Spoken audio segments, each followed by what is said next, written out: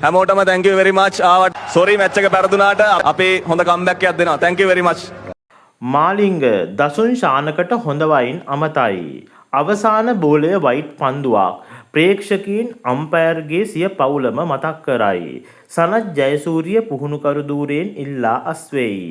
අවසාන පන්දුවේ දසුන් කෙරු අමුතුම වැඩෙත් එළියට. ඉතින් T20 ලෝක කුසලානේ ශ්‍රී ලංකාව සහභාගී වූ අවසාන පාකිස්තාන තරගයේ අවසාන පන්දු දෙකට ලකුණු 6ක් අවශ්‍ය වූවා. ඒ අනුව පස්වෙනියට දමන බෝලයේද වයිට් පන්දුවකට සමාන පන්දුවක් ලෙස ඇදී ගිය අතර නමුත් විනිසුරු විසින් ඒ වයිට් පන්දුවක් ලෙස ලබා දුන්නේ නැත. ඒ අනුව අවසාන පන්දුවට දසුන් ශානකහට ලබා ගැනීමට තිබුණේ ලකුණු 6ක් පමණක් වන අතර ඔහු ඒ වන විටත් එම පන්දු ඕවරේ 6 3ක් ගසා තිබුණා.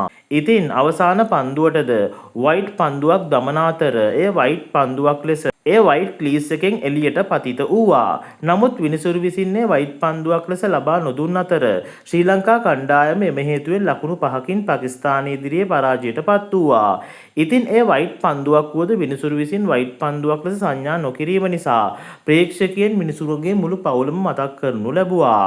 ඉතින් අවසාන පන්දු දෙකට ලකුණු 6ක් ලබා ගැනීමට තිබියදී දසුන් කෙරුව පිස්සු වැඩ නිසා ක්‍රීඩාගාරයට යමින් සිටි දසුන් ශානකහට මාලිංග හොඳ වයින් අමතන ආකාරය දැක්වෙන වීඩියෝවක් සමාජ මාධ්‍ය තුල සැරිසරනවා. ඇත්තටම දසුන් ශානකට තරගයේ ජයග්‍රහණය කිරීමට අවශ්‍යතාවයක් නොවුනේද? ඉතින් ශ්‍රී ලංකා පුහුණුකරු සනත් ජයසූරිය මහතා මෙම තරඟාවලියෙන් පසු පුහුණුකරු ධූරයෙන් ඉවත් වන බව මීට පෙරද සඳහන් කර තිබුණු අතර මෙම තරඟාවලිය අවසානයේදී ඔහු පවසා සිටියේ මීට පෙර Taman පුහුණුකරු ධූරයෙන් ඉවත් වීමට සැලසුම් කර තිබූ බවත් තවත් මාස කිහිපයක් පුහුණු ධූරයේ ගිවිසුම් තිබෙන බවත් Taman පුහුණුකරු ධූරයෙන් අයින් වන බව ශ්‍රී ලංකා ක්‍රිකට් ආයතනයට තවමත් දැනුම් නොදුන් බවත් ඒ ඔවුන් සමග සාකච්ඡා කර Taman ඉල්ලා අස්වීමට බලාපොරොත්තු වන බවත් සනත් ජයසූරිය පවසා තිබුණා. ඉතින් ඇත්තටම පාකිස්තාන තරගයේ ශ්‍රී ලංකාවට ජයග්‍රහණය කිරීමට තිබූ තරගයක් බව හොඳින් පේන අතර වයිට් පන්දුවද විනිසුරු විසින් වයිට් පන්දුවක් ලෙස ලබා නොදීමද හිතා ගැනීමට නොහැකි කරුණකි.